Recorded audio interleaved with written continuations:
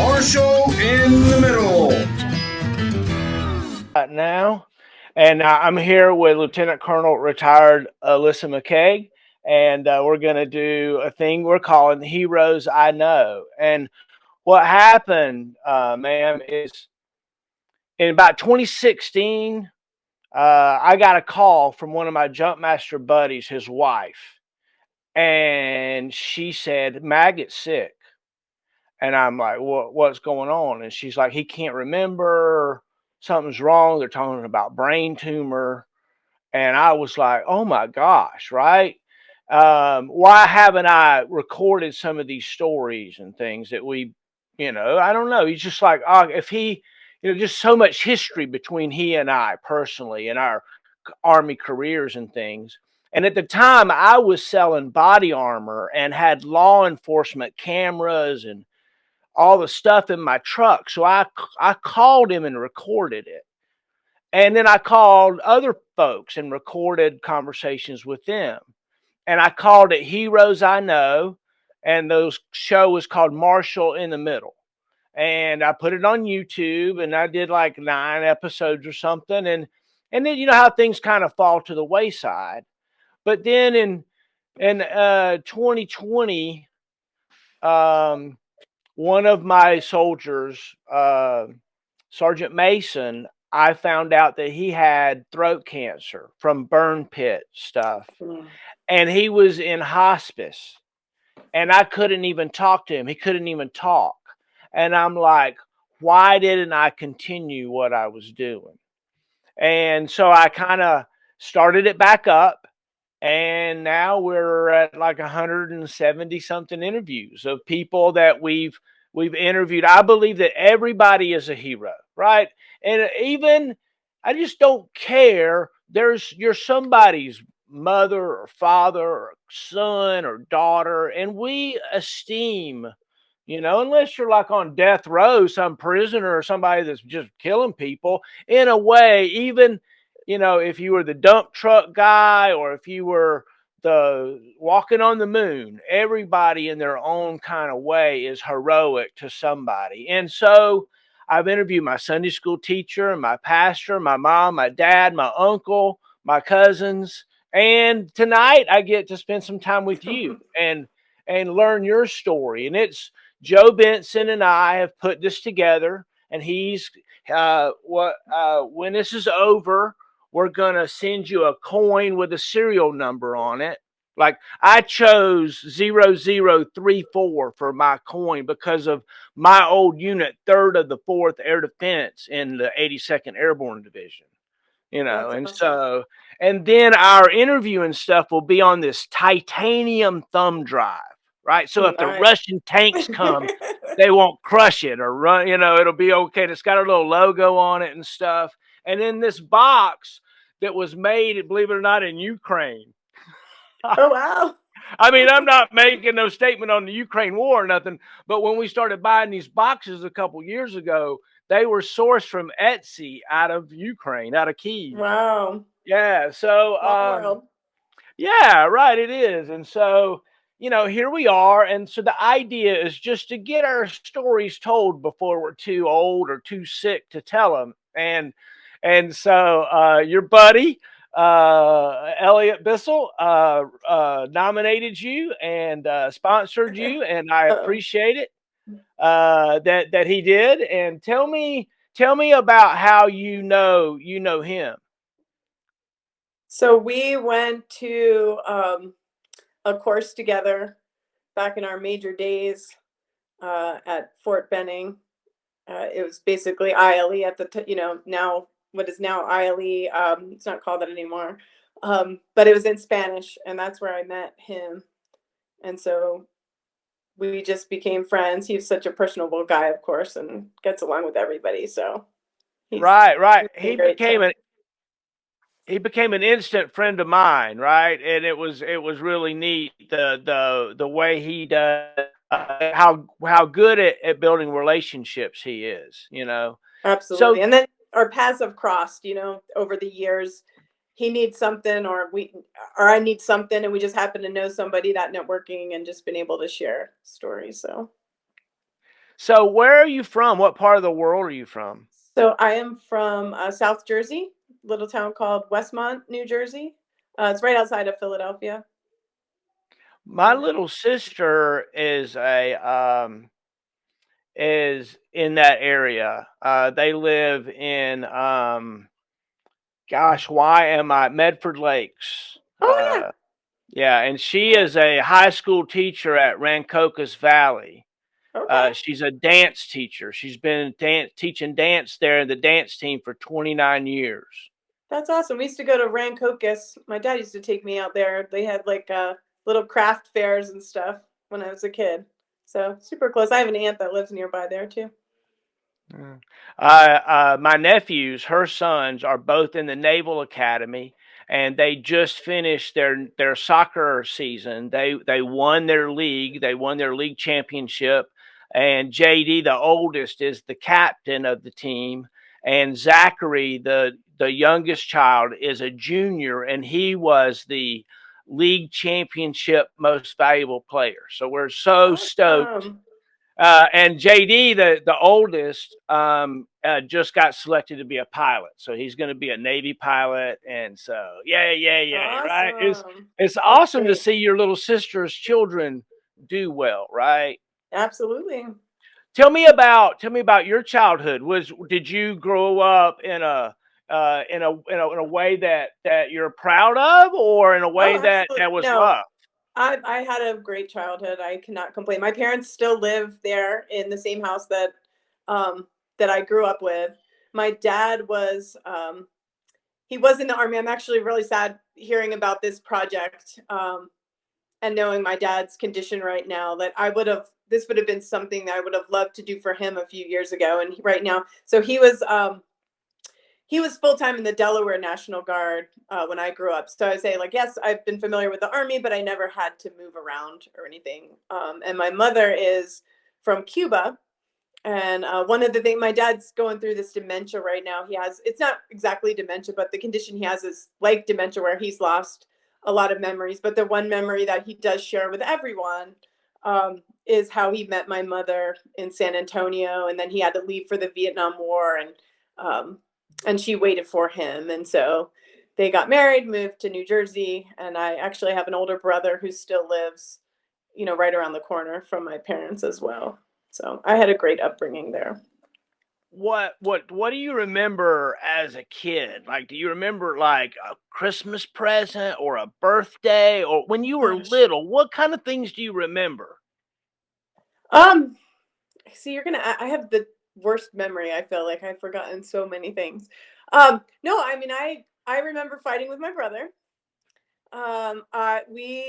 We get along now after we had kids, but back then, I guess my arrival, I don't think he liked me much, from that point on. So I remember fighting with my brother, um, and just that constant battle between he was always getting I we would do things and I would be the one to get in trouble and he would always get away with it.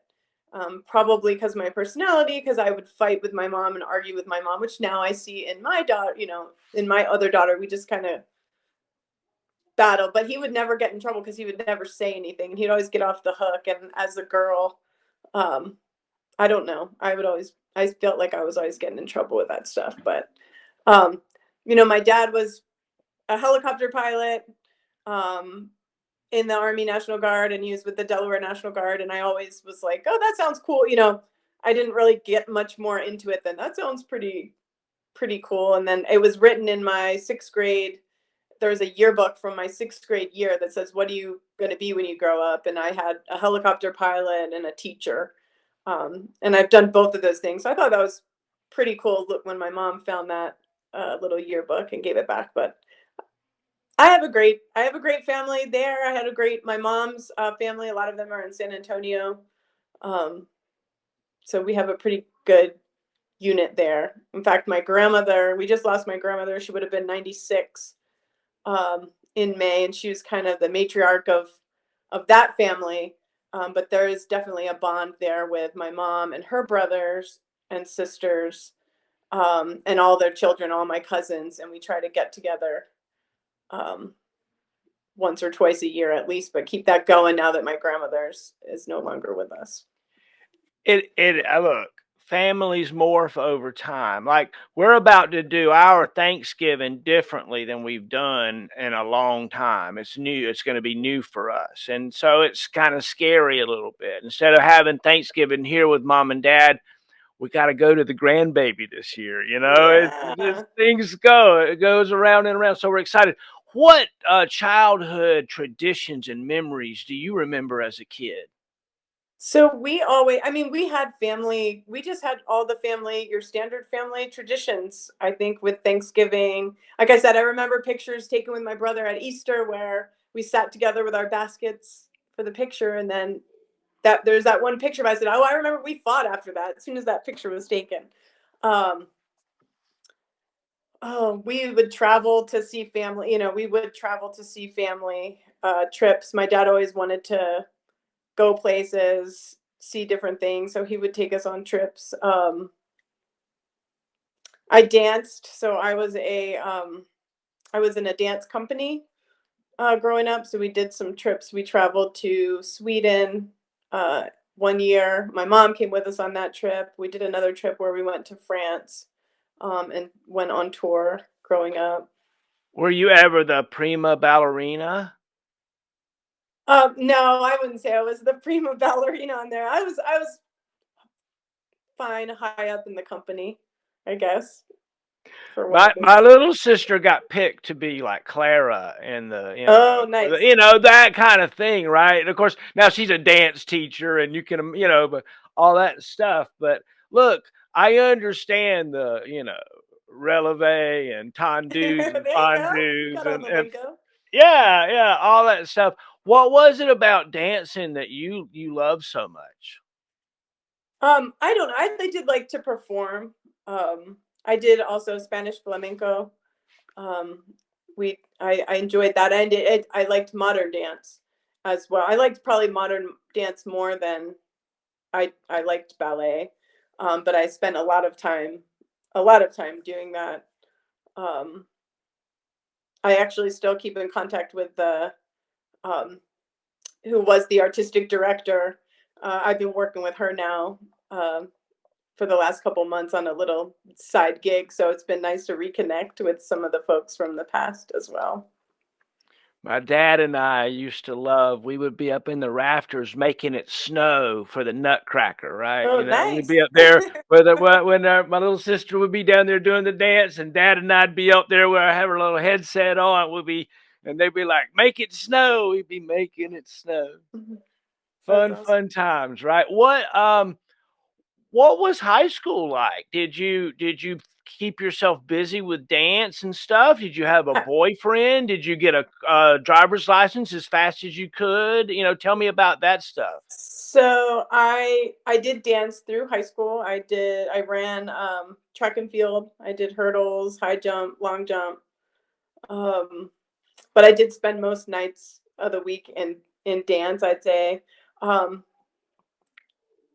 I guess I had a boyfriend senior year, somebody who I still keep in a little bit and not really in contact with, but just see them on Facebook or whatever every now and then.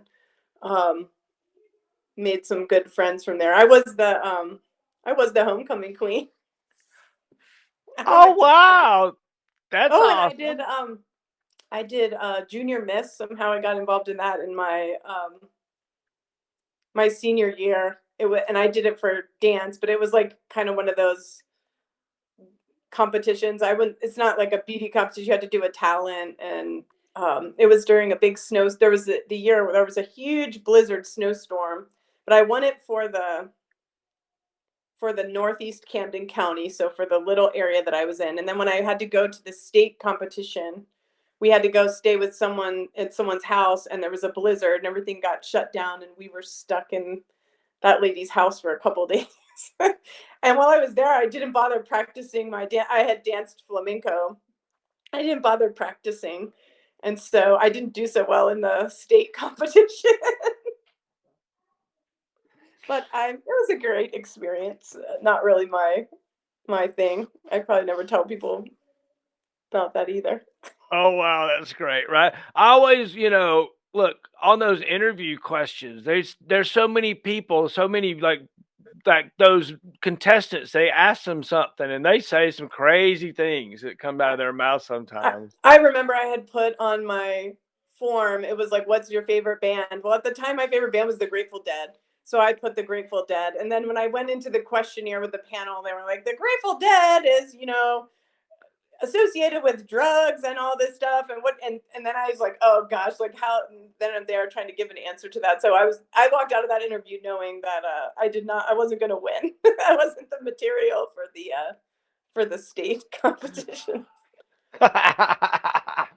You got to saunter back home to your hometown. Yeah. Came in 7th, I think. Yeah, I did. Oh, I love it. I love it. So, as high school ended, what was your thoughts? What was the next step? Where, what was in your noggin? Well, so my father told me for school, he said, I have enough money saved up to afford you a couple years of school, or you can take that ROTC scholarship that you got, and I'll give you the money. Basically, is what he said, and you'll. So I had earned a 3-year scholarship for ROTC. So, and then as I was traveling around, looking at different schools, looking at different programs, I ended up at James Madison University in Virginia, which just happened to be the same school that my brother was attending at the time. And my dad just sort of convinced me that it would be a lot easier if instead of, he could go and visit us at the same school and not have to travel 2 places. So I ended up going to JMU. And the first year of ROTC, I knew that I had a scholarship, but didn't start until the following year. So I would say I did only the required things. I didn't go the extra mile. I didn't try to do anything more than what was asked of me, because I was like, oh, this army thing and sitting in the woods and in the cold and the snow of Virginia. So I hung out with my friends, and just did a little ROTC. And then, of course, as we continued throughout the program, I said, they said, what do you want to do? And the only thing I ever thought I would want to do in the Army was fly. So I requested aviation. And I got it, but I was the only person who would show up, because I minored in dance because I studied dance as well. And I ended up studying Spanish because my mom, being Cuban, never taught me Spanish as a kid. It was always one of the things I regretted. I always wanted to learn. And all my cousins, actually on my mom's side, whose parents spoke Spanish, they never taught us Spanish. And my cousins and I were, why did you never teach us Spanish? Well, to them, they had moved to this country and you had to speak English and you had to be American, and you were not going to. So it was always my goal to learn and to speak Spanish so I could speak with my grandmother, who didn't speak any English.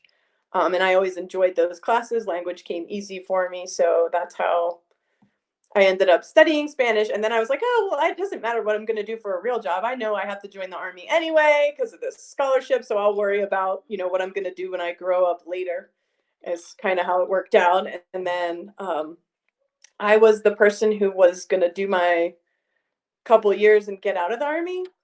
And in fact, a lot of my friends who I graduated with in college, who were the lifers, they all got out. And then I'm the one of the few who stayed in and ended up doing 20 years, because somebody told me, well, while it's still fun, continue to do it. And so every job was, had its challenges like the Army does, but every job was enjoyable, and I kept liking every assignment, so I stuck around. But So, was there a time in the process where you were like, I'm changing course, and was there bumps on the road? no, like I said, I minored in dance. So I was studying Spanish, and then I had my minor in military science and dance. So I'd show up to my dance classes, and we had to wear our uniforms on Thursday or whatever it was. And I was the only person. I would always show up and have to change out of my boots to put my dance clothes on to do my classes, and then back to it. So in that sense, I guess I had a lot of different circles that I would, I had my friends who were, they were my hippie friends, right?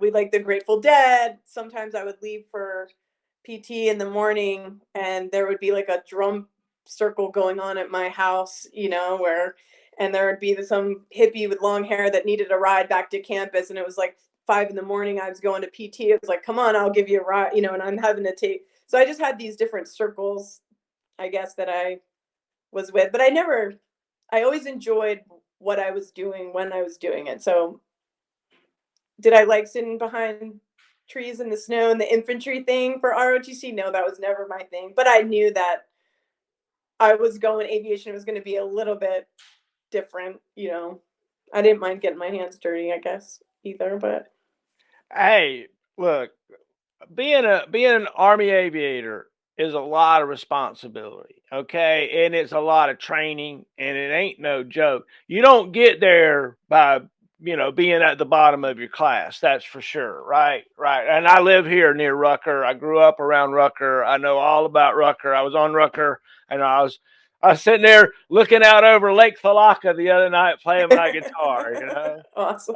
with all these Apaches flying over, one after the other, going out for their night training, and it was a really good time. Tell me about your thoughts of standing on the stage and being commissioned and your first salute and transitioning your life into a life of service to something bigger than yourself. Tell me about that. Did it hit you at the time, or was it I just would say another I did day? not appreciate that at the time. And exactly what you said about, serving something that's bigger than yourself. Like, when did you use? I didn't see that until I was a major, right? And then really growing as a major into a lieutenant colonel is when that really became apparent, especially when I started dealing with, when I went and ran the ROTC. I was a professor of military science at the University of New Mexico. Um, and teaching students in flight school. I did before that when I was a captain. I got to teach students at flight school. So when you really start to see that next generation, and then of course culminating as a battalion commander, that's the 2nd of the 13th. So the Army's UAS training battalion, and seeing the new privates and teaching them. That's when I got to appreciate, what it was to serve and be part of those teams, and the sacrifice, I guess, that the soldiers make.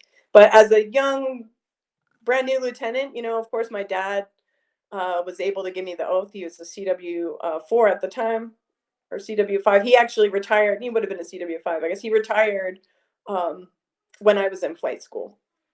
I didn't get to go to his retirement ceremony because they told us we couldn't leave flight school, don't ask to leave. And so I never asked. I did get in a little trouble in flight school. I thought I wasn't going to make it out of flight school, that I was not going to graduate. And then they let me back in. So Well, you got to tell the story. You got to tell the story. Okay, I'll tell you the story. So flight school. So what was this? Must have been 2000. So my dad. So one of the things about my father was he liked old cars, just all, to me they were awful cars, right? And I remember one memory I do have specifically. I was at the track and field. So I'm a high school senior at this time, and I'm standing at the high jump pit doing my high jump, and I see this car turn the corner. And it's a 1977 lime green Chevy Monte Carlo with white interior. And I can hear the engine running rough, and I can see it turn the corner. And I looked up and I said, oh my gosh, that's my dad. That is a car that he bought for me. So I couldn't complain, right? I mean, I'm a kid. My dad was giving me a car. I couldn't get my license in New Jersey. I had to be older, so I couldn't get my license until senior year. I didn't get my license until senior year. But there was my dad with this ugly car that we ended up calling her Big Bertha. I remember one time going to work. I worked at a little sandwich shop around the corner, and I was driving home, I think, and the car just died on me.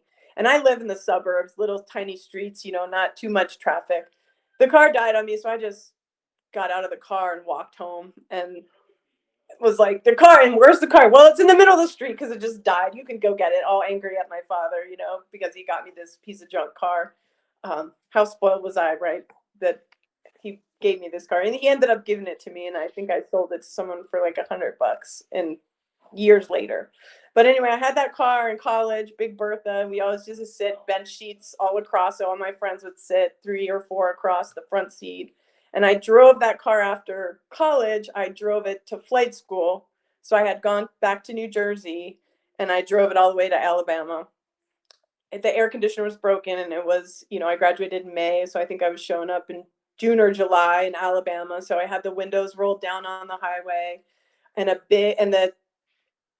radio didn't work right. So I had a tape deck. So I had one of those big black cassette tape box, and I had seatbelted in next to me, and I had my tape deck. So I was driving with the windows down on the highway, putting my mixtapes in with the sound rolled up all the way from Jersey to flight school in Alabama. So we would drive around in Big Bertha in Alabama. And one night, my flight school class, we said, all right, we're going to go out and party. And I was the designated driver. So I was not drinking because I was going to drive everybody home in Big Bertha. No problem.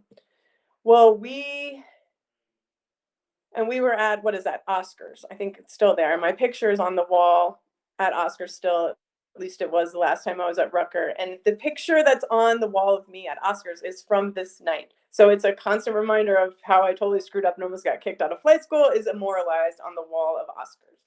Anyway, we go out, something happens, and we decided we were going to do something else. And like someone else was going to drive us, and we were going to go to another party.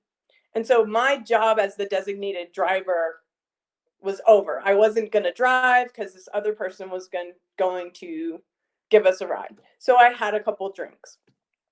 And then when we was getting ready to leave, and there was another guy, and I cannot even remember this guy's name, but I think he's in the picture with me on the wall at Oscars. I don't know this guy's name. We had just met him. He was like a friend of a friend, and he ends up hanging out with us. And now we're getting ready to go to this other place, and we realize that there's not enough seats in the car, or whoever's going to drive, they were gone. And then we had this other guy sort of tagging along with us that wanted to go. So then it was back, and it was like, well, I'm the one, I've drank the least amount. You know, I only had whatever it was, a couple drinks. So I will drive home to our apartment, which was right there in Enterprise. It wasn't too far away. Then the next thing you know, this guy is with us, that I don't really know, and I didn't know that well at the time. And he was with us, and we were like, what are we doing with this guy? My roommate and I want to go back to our apartment. And it was just like, okay, we didn't really want him to stay there. He wanted to go home. And in my wisdom, I was like, I'm good. I haven't drank that much. I'll take him home. Like, let's get rid of this guy. But he lived in Daleville. So we drove. Well, and also my roommate had a cat that she adopted, and the cat's name was Denali. And for whatever reason, because we hadn't stopped back at our apartment, we didn't want this guy to stay with us. She brings the cat in the car while we go to drop him off. So we drive to his house, drop him off in Daleville, and turn back around to go home. And there's that spot on the road, I guess it's where the Tank Hill Gate was, back when the Tank Hill Gate was open. And it was a little quicker to sneak through Post and get out to Enterprise where we lived. And I remember stopping at that stop sign saying, should I go through Post, or should I go around? And what did I do? We went through Post. So now I'm driving my 1978 lime green Chevy Monte Carlo. The steering was a little bit loose, you know, it was not a tight steering to keep it in the road, so it's shaking. And Denali the cat is now loose and crawling under my feet. So next thing you know, we turn that corner. Next thing you know, I'm getting pulled over, and I'm like, oh my gosh, I'm on Post. My flight school dreams are over. I'm actually a little bit shaking right now just thinking about it. I haven't thought about that story in a while. I'm like, my flight school career is over. My dad, what's going to happen? You know, whatever. So I got out of the car. I had to take, you know, whatever it was, and I blew a 0.08. Like, I think it had just changed from 0.10, it doesn't matter. I was wrong. Okay, I got it. I should never have driven.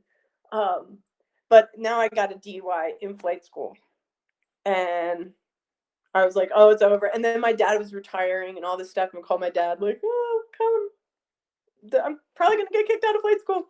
And then ended up, I don't know what happened. Probably, I don't know. God bless me. Some people liked me. I remember having to go meet with the battalion commander, and I told the story. And I remember they did those like safety stand downs or whatever. So like there had been a couple DUIs. I was not the only one. I was probably the first one, maybe. I don't remember. But I remember having to go in on a Saturday morning. Everyone had to go, all the students, to listen to the safety brief. And one of the stories was me and driving home, through post after a couple drinks. And so I, anyway, I caused that. But I talked to the battalion commander and explained the story of how, well, I didn't really know this guy. I didn't really want him staying in my apartment. Yes, I had a good plan from the beginning and I made some poor decisions. And for whatever reason, he gave me a second chance. So I have always remembered that. And when it came to dealing with, people making mistakes or doing things, I think that probably influenced me slightly of like, look, somebody gave me a second chance and I was able to come out of it and be successful. So try to give back to others on that front. But that was my stupid thing that almost got me kicked out of flight school. What's the name that's on your birth certificate? My maiden name is Yike. So what's your full name on your birth certificate? Alissa and Yike. Alissa and Yike. Mm-hmm. I love it. I love it. Where does that come from? What does that name mean?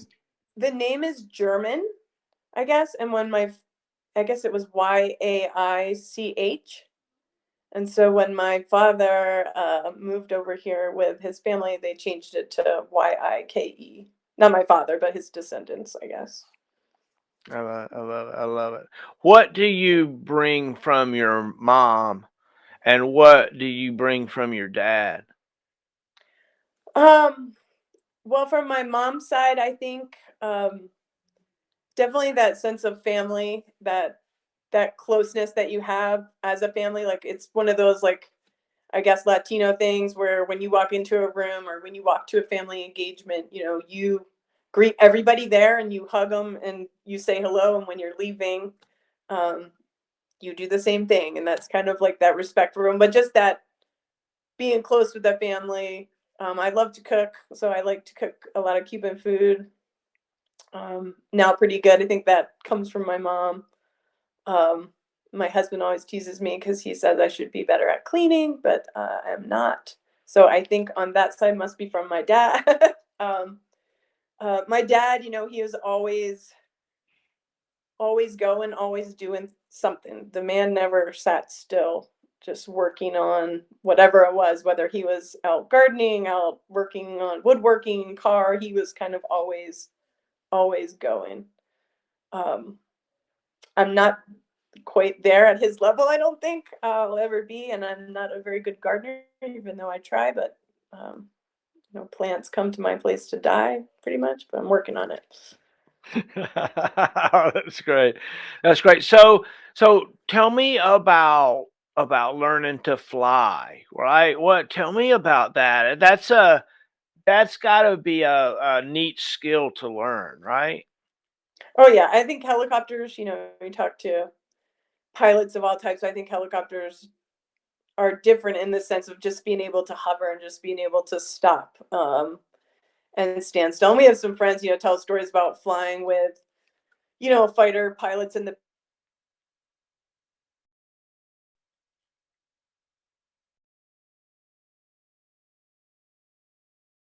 past. Things are moving by, be going faster. So my friend that tells that story is always like, yeah, they got out and they were like, oh, this is worse feeling, I guess, than flying the jets. But I've always loved helicopters. I think because my dad did it, having that connection to know that that's something he did, and I know he was proud of me for doing that. And I've always enjoyed, I enjoyed flying, I enjoyed teaching how to So fly. what was your first aircraft you were rated in? So we flew the TH-67 and then the OH-58 Alpha Charlie, and then I went to the Black Hawk transition, so the UH-60. Oh, okay. Awesome. Awesome. So, did you like toting stuff, like using the hook and picking things up and carrying it around? That would be scary to me. Like, here's a piece of artillery, go drag it over here for a while. I'd be like, I don't know if you want to put this anchor on my. I guess I didn't. We did a little bit. We did a little bit of that, but I didn't do that many slings like in my career. We were, 2-4 aviation. I was at the as a platoon leader, I was the VIP platoon leader, so we were just taxi drivers to the generals. But I did fly a lot. I flew General Odierno a lot when he was the 4ID commander in Iraq and everything when we deployed. So that was pretty awesome. Oh wow, that's got to be an interesting thing, right? To fly when there's people out there that if they've got a chance and things are right, they'll go grab that RPG and fling it at you, right? Yeah, but I'll tell you, I felt more comfortable flying and I was only deployed to Iraq. When I was deployed to Iraq, I felt more comfortable flying than I did driving. Because so I spent about half the time because I was a platoon leader, but then my time so for about maybe a little bit longer than 6 months, I finished my platoon leader time in Iraq, and then I switched over and I was the HHC Brigade XO, and so I had to drive a lot back and forth, from Tikrit, and I was always much more comfortable um, in the aircraft, even though yes, we saw aircraft that had been shot down, whatever happened. But I was much more terrified the way we used to roll with the Humvees and the doors off, and we just turned sideways in our seats. And I was the paying agent. I'd have to drive over to Tikrit and get the money. So I had 20 grand at a time, and I just put the 20 grand in my cargo pockets, and then we drive back to the palace complex where we lived to pay for the Iraqis that were working for us or whoever it was. And I just remember thinking, if we get an IED or something, there's just going to be dollars, blown up all over the side of the road because it's in my cargo pockets. But I remember one specific time when my sister platoon. So my time as a lieutenant, you could say it was like an army. They used to say it was an army experiment gone wrong, and that is because my first assignment was there at Fort Hood, Texas, at 2-4 Aviation. And when I arrived, there was two companies, and it was myself and actually another guy that I went to flight school with. We arrived to the unit at the same time, and the S1 says, "Well, you can pick. There's 2 open positions. There's the maintenance platoon XO, or there's the Alpha Company platoon leader. What you guys decide between yourselves, like who's going where." And so I talked with Neil Malnew, the guy that I arrived with, and we decided that I was going to go to the Alpha Company and be the platoon leader, and he was going to go to Delta Company and be the XO. And then the battalion XO comes up.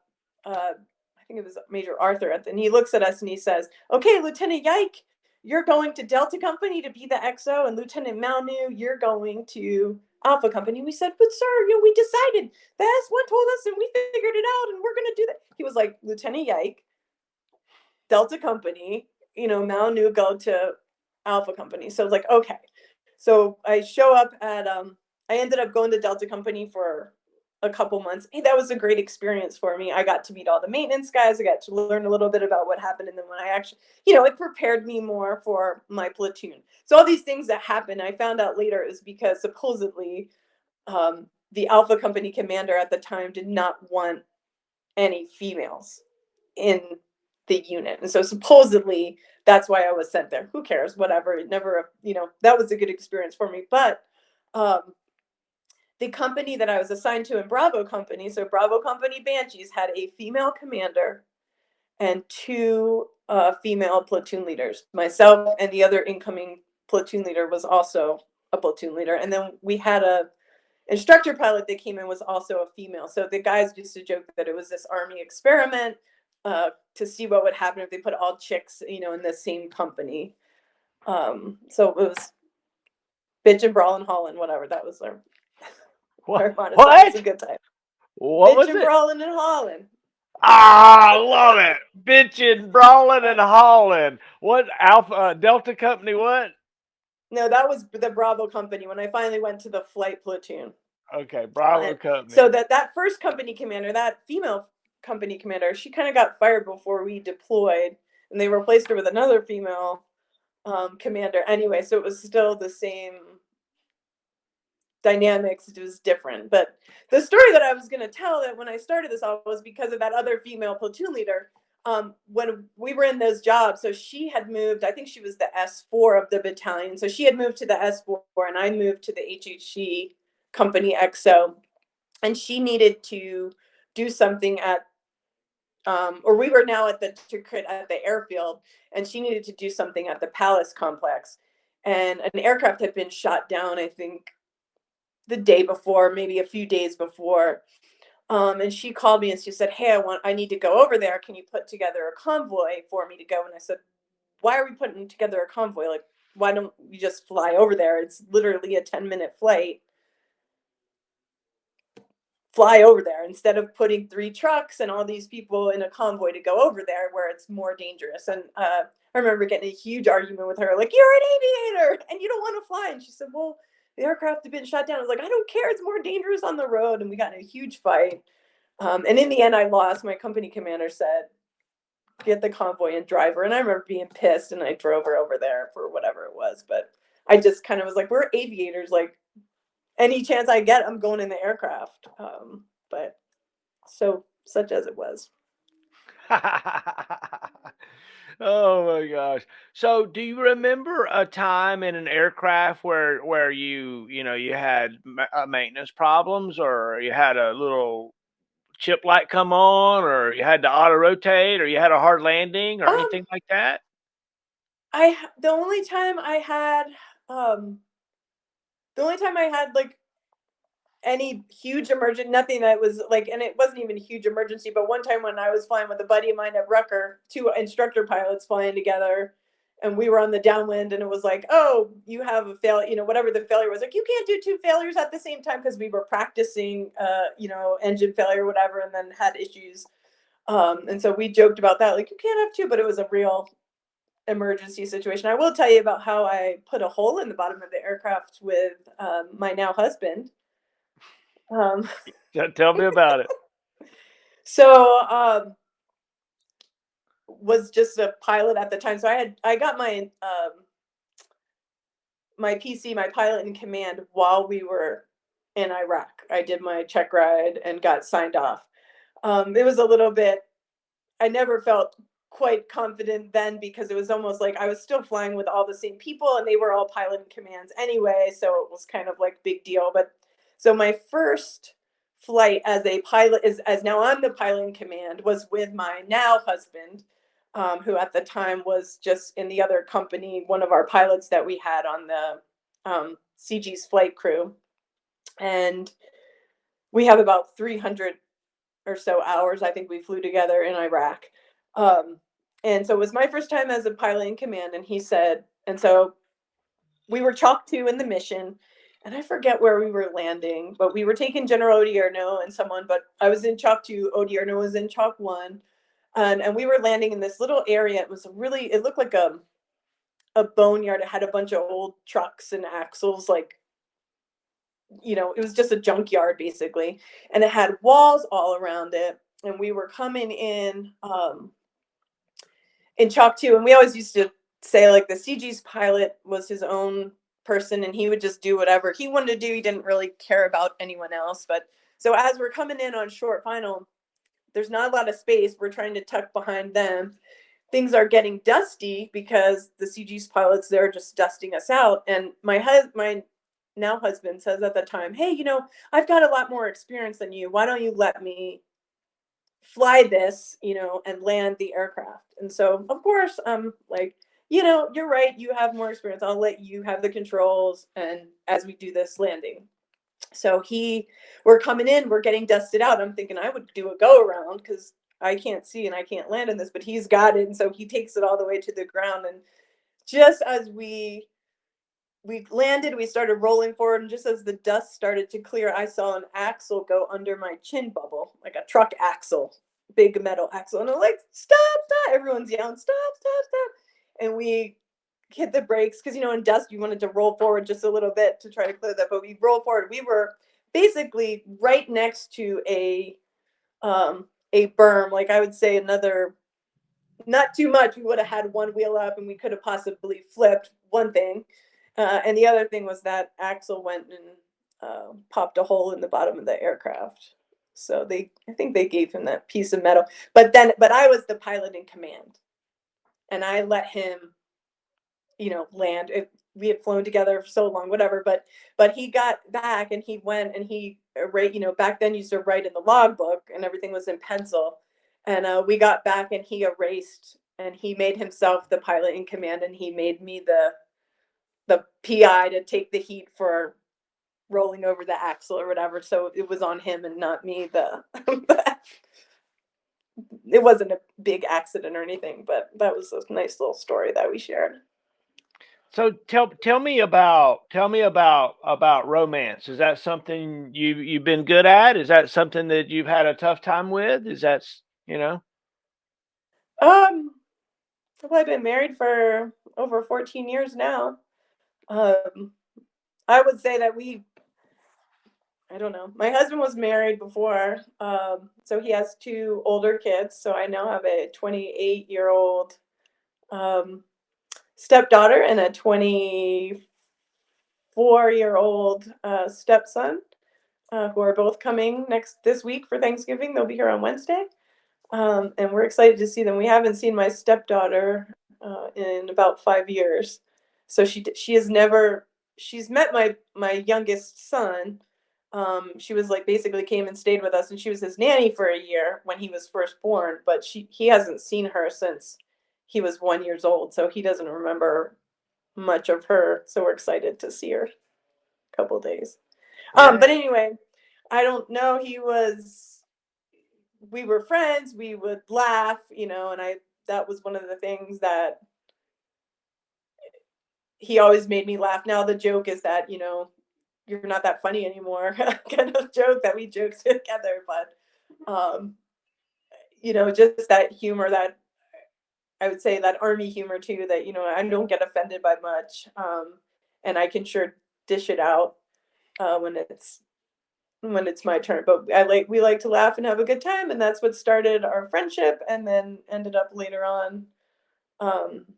He ended up getting separated and we found each other again, and that's the story. We do not fly together much after we're married. I will tell you that. So we were back at Rucker, and he was an instructor pilot, and he was flying all the time. And I was an instructor pilot too.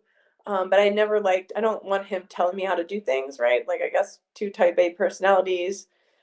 He'd been flying. I need to get back into it. And we go to the simulator and I call him his IP hands when he's explaining to me that, my altitude was dropping or my heading was off as I'm working on instruments and I haven't flown in a while. Cause remember, I had to do a bunch of other things, right? He's getting to fly all the time and I'm having to do other jobs and periods of time where I'm not flying. And then he's telling me your altitude's dropping, your heading. And I'm like, shut up talking to me with your IP hands.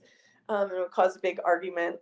And one time he's like, fine, crash. I don't care because we're in the simulator. Like, I'll just sit there and fly. But there was one time that we were both stationed at Fort Rucker and I was at the Spanish battalion that doesn't exist anymore. But I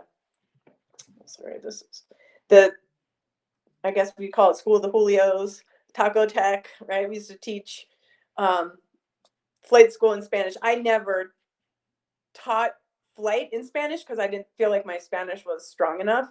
But I would go guest all the time and teach the English-speaking students in flight school. So I really enjoyed being that instructor pilot. So my husband was on nights, and I guess we were recently married at the time. So we had gotten married when we were there. So we hadn't been married too long. But he was flying nights. So he was goggles all the time, not used to flying in the day. And I used to fly instruments a lot. And I would go over there and sub, and I would teach instruments. So I was really familiar with just flying instruments and comfortable doing it in the daytime. And we somehow convinced both our battalion commands to let us have an aircraft together on, it was like a Friday night training flight, so we got an aircraft. So back then, you could go to all these airports and get gas, and you could get free meals, right? So Andalusia has rib night on Fridays. So we got an aircraft Friday night, rib night, and Rucker is the only other place that you can also fly without a crew chief. So it was truly just him and I, a Black Hawk, Friday night. We're going to dinner. We're going to get ribs together. It's going to be a great night, right? Well, he needed to practice for his instrument ride coming up. And I wanted to practice goggles because I hadn't been flying much goggles. And so we're taking off during the day, and we're taking off, and he's looking at the instruments, really focused inside because he's practicing and he's doing his instrument takeoff. And we're taking off, and I'm like, hey, babe, like, it's you and me, aircraft Friday night. This is awesome. And he's like, shut up. I'm trying to concentrate. Like, basically, I don't know if those are facts or words, but it was basically like, I can't talk to you right now. I'm trying to do my ITO. Like, shut up. So I'm like, okay. So I just sat over there and let him fly the aircraft, do his instruments and practice and whatever. So we land, we have our ribs, and now it's, the sun sets. It's time for my turn to fly, practice my goggles.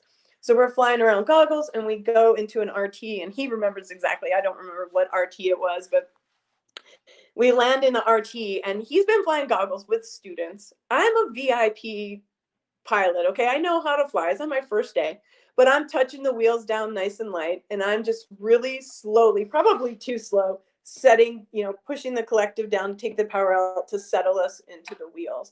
And as there's two sets of controls there. So as I'm slowly lowering the collective, I feel the collective come out of my hands because he just pushed it down to get us, which you would do with a student because you don't want to be sitting with the student light on the wheels. But of course it was like the collective went out of my hand, and he was like, oh shit, I just made a mistake. And I was like, did you just take, I'm sorry, baby, it was a reflex. It was a student, I'm just used to flying with students. I said, that's it. This ride is over. We're going home. Like, you have the controls. And I was all pissed. And so we flew home in a fight. And then it was just, now we love to laugh about that story, but it was kind of this is why they don't allow husbands and wife to fly together in the Army, because it was a fight. And we were like, never again. That was my last flight that I ever flew at the controls with him. All over Rib Night in Andalusia, Alabama. Yeah. That's great. That's a great story. That's a really great story. Oh my gosh. So what was it like to take, command? Did you have a command as a captain? I did, but it was a really small command. It was in and I would say that was one of where my husband and I careers, we were able to like kind of pull each other to places, and we had some difficulty trying to get stationed together over the years, but I went to the captain's career course, and then I got a call from my old boss. We were in Korea before, and I got a call from my old boss, and he said, hey, don't you speak Spanish? And I said, yeah. And he said, you need to go and interview. There's a command opening up in the Spanish speaking battalion. So I went over there, interviewed, and got the job over there, but it was a teeny company. It was a maintenance. So we taught all the maintenance courses for the Latin American students that would come over. So it was like the ME course, the MTP course, and any of the maintenance courses. So it was right there on low with the Blackhawks. So I didn't do any teaching there, and my company was really small. It was like 10 retired, or there was like me and another 2 green suiters, and then all these retired guys that taught the course. And I really enjoyed teaching with those gentlemen. They were I still keep in good contact with a few of them too, but they were they all had kids my age. And they were just jokesters. They liked to laugh and have a good time. I would always walk up. I would say my Spanish wasn't as good. This is before I went back to school to get my master's and teach Spanish. And at that time, my Spanish was not great. So if they knew that if they spoke, and I would catch them all the time, like, oh, just if you speak really fast, she won't know what you're saying. They would be saying in Spanish. I'm like, I know what you just said, but they would be always looking at jokes or whatever, inappropriate things, probably on the computers or whatever. And they never used to see me because I would just walk up behind them and stand behind their computers and listen to the joke or whatever they were saying. And I mean, a couple of times I know they turned around and they saw me as like their daughter or whatever, and they were doing something inappropriate and they would be embarrassed, and I just laugh, and of course I would laugh with them. But they installed a doorbell for me, so whenever I was coming, I could ring the doorbell before I went down the hall, and it would go ding ding, and they'd say female on the floor, female on the floor, so they would stop their their inappropriate joking, I guess. But I had a nice time with those, but it was not a traditional company command with all of that responsibility, I guess. It Yeah, was yeah. fun. I just got to go fly students and work on my Spanish, I guess. So tell me about the Wiregrass area. Do you the area around Rucker? Where did you guys live? Did you live in Enterprise or So we lived in Enterprise. We lived in Legacy Farms, right off of. Uh, I always tell people too. When I was in flight school, I had like 3 or 4 different places I lived because I was there for so long.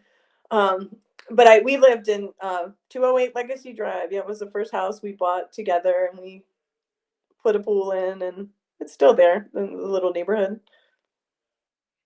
I Oh, mean, that's there's not a great. lot in Dothan, right? I mean, used to like go to not a ton in that area. Go to Dothan or Panama City, Destin, like that stuff. But Yeah, it's a kind of an interesting place. It's not a major market, right? yeah, for sure. Not a major market. So, as you become a field grade officer, you said that your perspective changed. Was there ever a time when you looked around and you had to be the adult in the room that everybody else were, or you look a whole, or like, oh crap, I'm in charge here. I guess I better, you know. Was there I anything think like when that? um I don't know if I could tell any like I was probably that young captain, like you said. I was that young captain that I got along with them. It was that was an easy gig, right? Um, and then going to West. So when I went and taught at West Point, or that's when you first started realizing, like, okay, yes, you are in charge. Definitely when I was the XO. So I went back to my husband. Well, it was my husband's unit, but the same unit I used to fly with was the unit I did my battalion. I was a battalion S3 there only for 6 months, and then they moved me up to brigade. So as a brigade XO, I don't know, those things I never really worried about. I just always went in, did my job, and I think we were always pretty successful. I am one of those people who knows I'm not the smartest person in the room, but I can work with the smart people and get them, and I always look to surround myself with the smart people so we can get things done, and that's how I've been successful. The To Army have always, some. Go ahead. I was just going to say that the couple years ago, what are they studying? The emotional intelligence that became a big thing, and the officers, you need to be emotionally intelligent, and if you're not good at that, you can work on that. And when I saw all that stuff, that always to me is second nature. I think some people just have that emotional intelligence. I'm like, are you kidding me? I don't want you to teach these guys that are the smart guys how to be emotionally intelligent, because it's all I got. And if they learn this, then I'm screwed, because this is the only thing I got going for me, is my ability to work with people. So That's a that's great. That's a great one, right? It's like quit it. yeah. Like, I don't want them to learn that. They're already smart enough. What? So you said that's your strong point. What's your kryptonite? What's your Achilles heel? What is it that gets you? Um, I mean, I guess I'm a perfectionist in the way that like I want things to go right. I want things to go well. I probably stress over things that I don't need to stress over. Um I want everyone to get along. I want everyone to work together, and that's difficult to navigate. I'm a trusting person too. I think I don't see people. I see people as doing what's best for them, but they also want to support the mission or whatever you're doing. So I would say sometimes I wish sometimes I guess I would say there's times I wish I would speak up a little quicker, but I think I eventually get there to what needs to happen. But that would be my also that maybe I don't jump on things as fast as I should. What's your hobbies? Do you journal? Do you write poetry? Do you play volleyball on the weekends? Do you drive more fast cars, lime green, big Berthas? No, now I used to I was still dancing and doing a lot of flamenco. I don't much anymore. I love baking. I love cooking. I have contemplated starting like a little sort of a catering kind of business. I haven't quite gotten there yet. Um, but I do. I love cooking. I like doing things like that for people. I have my kids now, so I've I've been busy with them, taking them to their activities, and then I somehow got myself involved in. You can't tell from this because to be honest with you, I was running really behind. I didn't really get ready for this interview, so that's why I look like I'm still in the army, I guess. But I got myself involved in this little makeup gig. So it's my So side gig. so tell me about that. Having your kids now. Tell me what you mean by that. Oh, with my kids running them to all their activities. My husband always gets mad at me because I schedule too many things. Um, but when I was a kid, I didn't have a ton of different things, but I was always busy. Like I don't remember a lot of idle time. Sure, I watched my share of TV like any kid growing up then, but I danced, I did gymnastics, I was always busy with whatever activities there were that took a lot of time. So with my kids, I want them to be involved in activities, and I have 3 kids and they have different interests, and so I feel like that's part of the reason why I retired when I did was I could have stayed. I felt like I could have stayed and I could have gone on further, but my oldest is now 12. And I said, if I stay for another, 3, 4 years, is she really going to want to spend time with me and talk with me? So I wanted to be here for them. Um, Even though, we're a loud house and there's always a lot of yelling and screaming, but, but I want that. But so my kids have all sorts. My oldest is really into gymnastics. So she spends a ton of time at the gym, probably 20 hours a week or so that she's at the gym on top of school. And then my 2 youngest, they're playing piano, they're doing jujitsu. The oldest is doing choir. They just have choir, orchestra. They have their activities, so keeps me busy. Tell me about your children's names. So my oldest, my 12-year-old, his name is Elena. My middle daughter is Mia, and my son is Garrett. I love And it. my husband always tells me that he had 2 older kids because he has a boy and a girl. So I have Alexa and Chase. And so he's like, I didn't want kids. I already have my kids, but I wanted kids. And then I had 2 girls, and I said, I need a boy. And I somehow convinced him to go for one more. And he likes to remind me all the time that we could be on a beach somewhere um, by ourselves drinking margaritas. But no, I love my babies. And there's Yeah. one now. What do you need? Oh, she's sneaking in for something. Oh, that's great. That's great. So they say that there's no such thing as atheists in foxholes.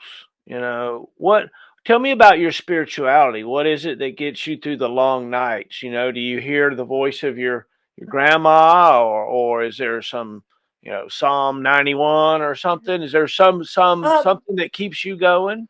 it is my family, and I grew up going to a little Baptist church, around the corner, and I just the value, just the values that the church taught, right? Wanting to be a good person, wanting to give to others. I've been trying to volunteer, and I actually moving here. This is, finally my kids were ready to settle down in a place, and they started asking, when are we going? Where are we going to church? Let's go to church. And so that's one of the things I've been really pleased about, that we're settled, is that we found a church. And my daughter asked me last night, Mom, can I get baptized? So that makes me proud, that they have, found, and that they're learning. Because I look at my kids, especially, I look at my kids like they could be easily on the wrong path. And I made a lot of poor decisions growing up, and probably by the grace of God, I'm still here because of it, right? And so I'm thankful that they're finding that path too. I made a lot of mistakes that we're not going to talk about on this video. I already gave you one. So did you take command and deal with drones? Were you part of our drone? Yep. So it's the That what UAS. Yep. The unmanned aerial systems, basically Fort Rucker, right? For unmanned systems is at Fort Huachuca, Arizona. Right. And because of my experience at Fort Rucker, because I knew flight school and I worked as the brigade XO and know how flight schools run, I think that was part of the reason why I got assigned out at Huachuca. You know, at first it was a little, do we want to get, of course I'm not going to get to fly, and we're going to be there, but it ended up being such a rewarding experience, and I'm glad I did. I was able to bring what I knew of Fort Rucker, and that's what they sort of needed. And when I look back at that unit, it was like Fort Rucker put this unit out there, told them to operate. They were doing their own thing. Really, they got all kinds of money. They were unsupervised. And then Fort Rucker is now looking at them saying, this is the wild, wild west out there. They just do whatever they want. But like, how do they know what you do at Fort Rucker? They're not out there. They're making it happen. They've been taking over this mission since it was Army intelligence mission, right? And they took it over. So these are all intel guys running it.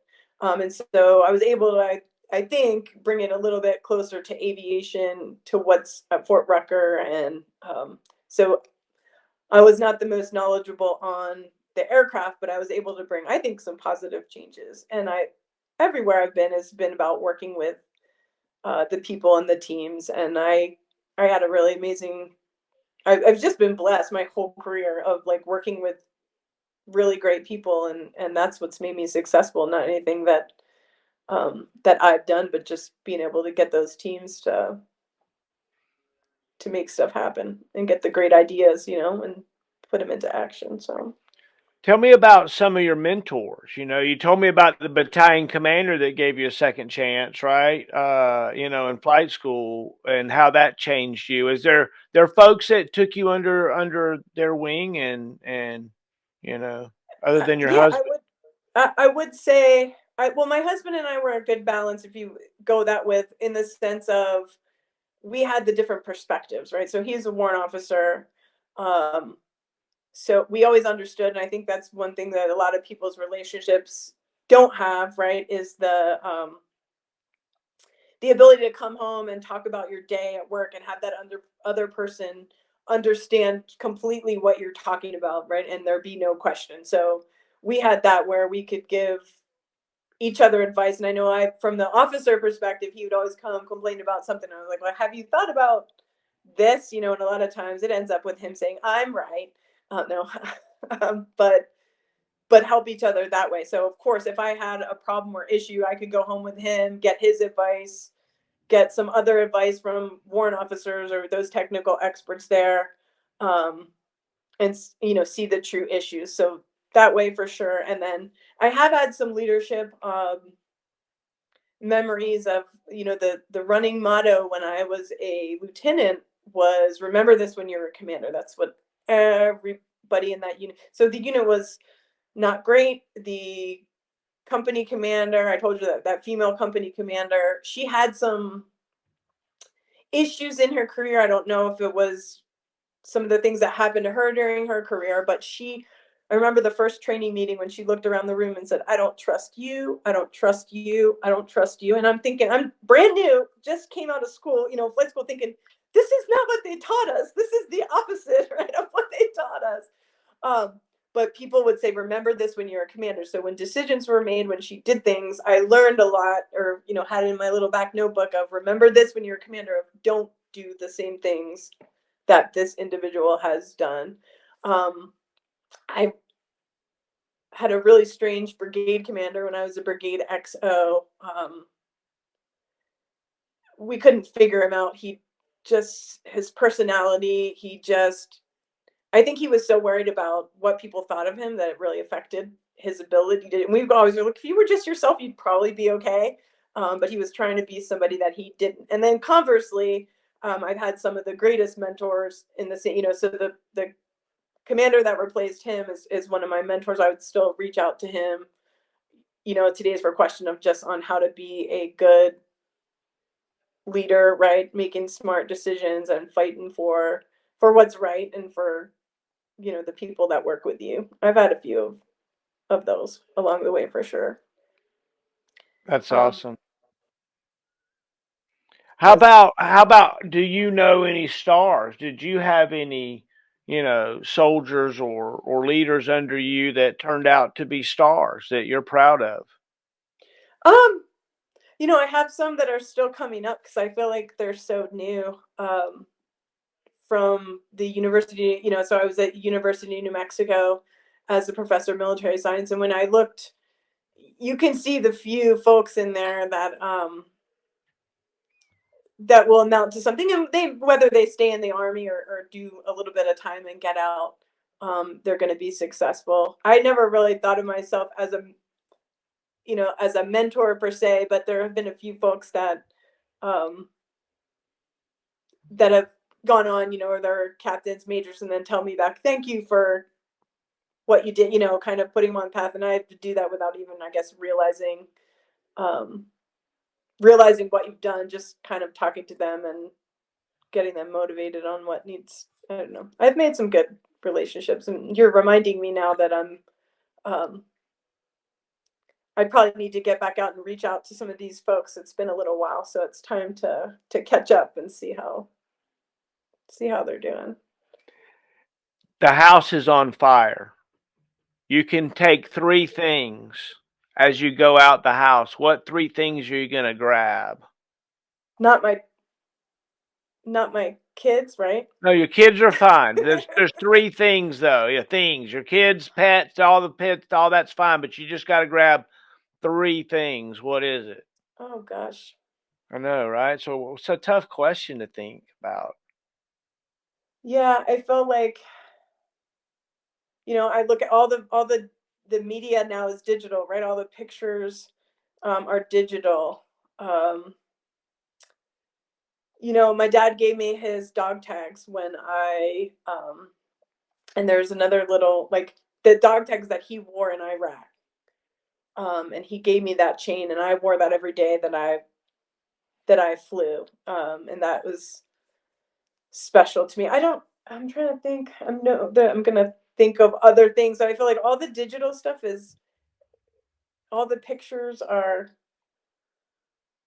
captured somewhere in some memory stick. So I don't know if I have any items. I would want my family and my dog, and as long as they were safe, I'd feel like we were okay. Hey, I've been in this house a year. Sometimes we were hoping this house would burn down when we first moved in. Amen. Amen. I hear you. I hear you.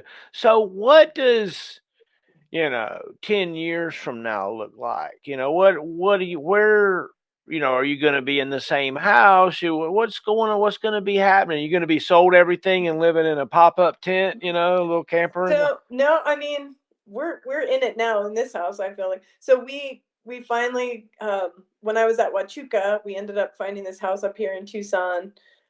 Just so happened to be next door to one of my husband's really great friends, and the house had been empty for a while, and we saw that the house, we'd been up, we peered in the windows, and been empty for about 20 years, they said.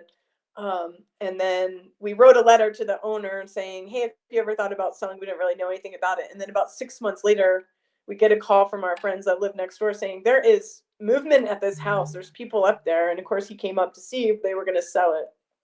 And we wrote a letter, because we had our kids, and I put our picture, and we said we love this house. It's got gorgeous views.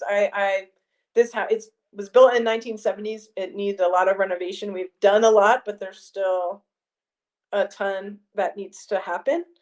But it's got the best views. I can see all of Tucson mountains all the way around. So we got a couple big windows, and so we are staying in this house. And it's nice I think for my kids, they're ready to not move around anymore and get settled into a place. So, but yeah, we wrote a letter to this lady, and her friends live next door. So when I said our friends live right next door, and we see our family growing up living next door to our friends and swimming in your swimming pool. And then supposedly when we met the realtor, we found out that the woman's husband had died. So they built the house, and the husband had died in his 50s in some like a freak accident while on vacation while he was swimming. And so she never came back to the house. So I don't know, she didn't feel comfortable, but she ended up moving to like Florida, and that's why the house was empty for so long. And so when we had put in our offer for the house right before the market really took off and went crazy, she accepted our offer, and supposedly she had a higher cash offer, but because of the letter saying our family and our friends, because her friends live right next door, we somehow got this house. So I felt like it was meant to be. And then for the last year, we felt like it has been, what is it, The Money Pit?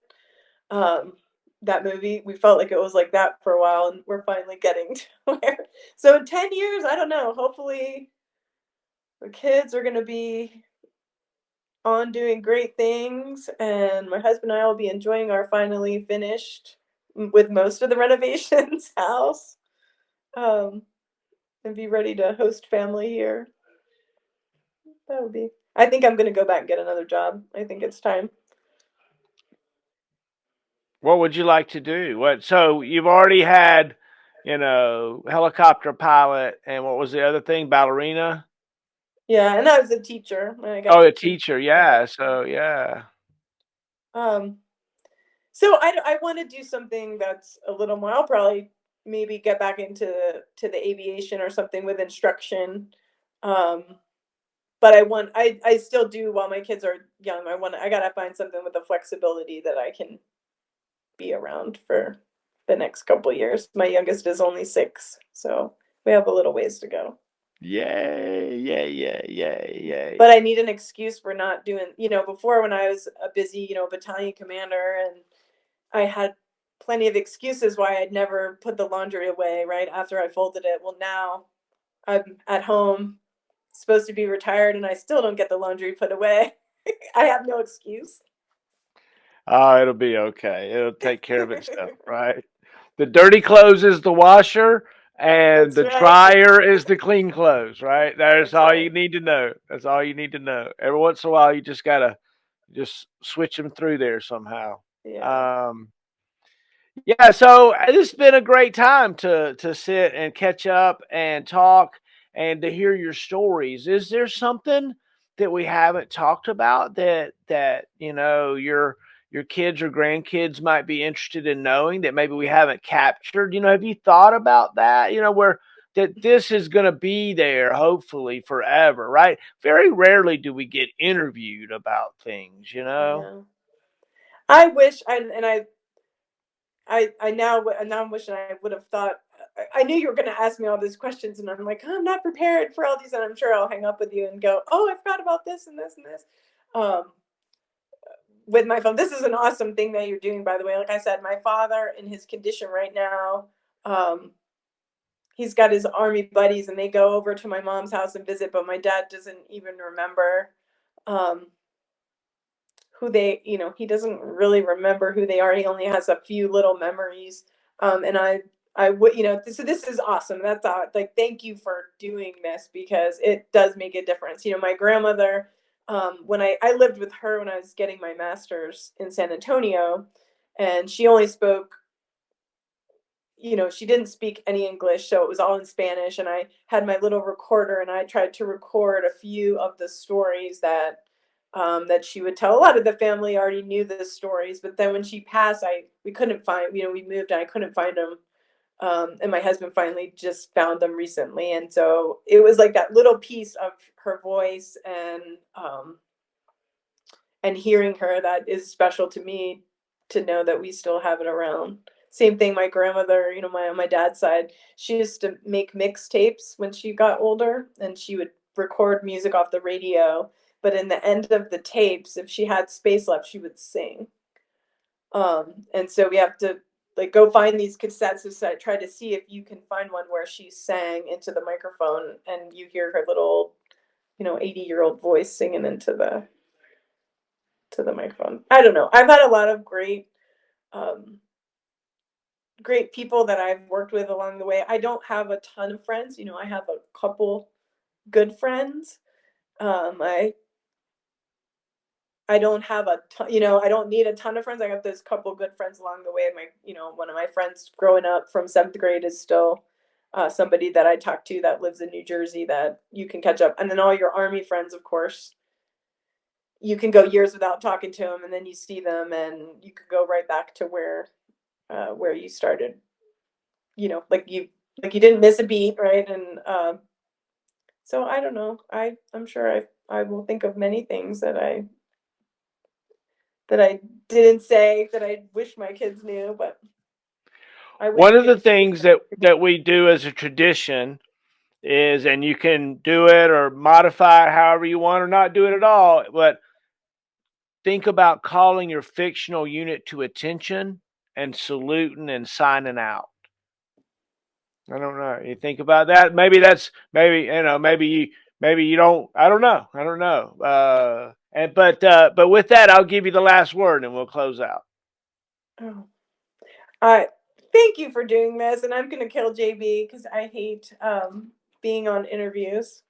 I will tell you that, and I'm not very good at off the cuff speaking, but it's a great thing that you're trying to do to put together, and I'm always most critical of myself. But I hope that I guess in years to come, if my kids would see this, that they would know how much that I loved and cared for them and my family, on both sides, my side and my husband's side as well, and how much they mean to me. And then all those people in the military that you had that touched my life in some way, that I didn't thank them enough for what they've done for me and my career, because I've been successful not because of anything that I've done, but because of all those people along the way that were able to support and help and give me advice. So I appreciate that.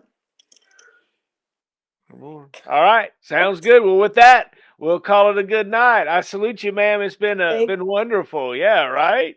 Thank you, sir. Marshall in the middle.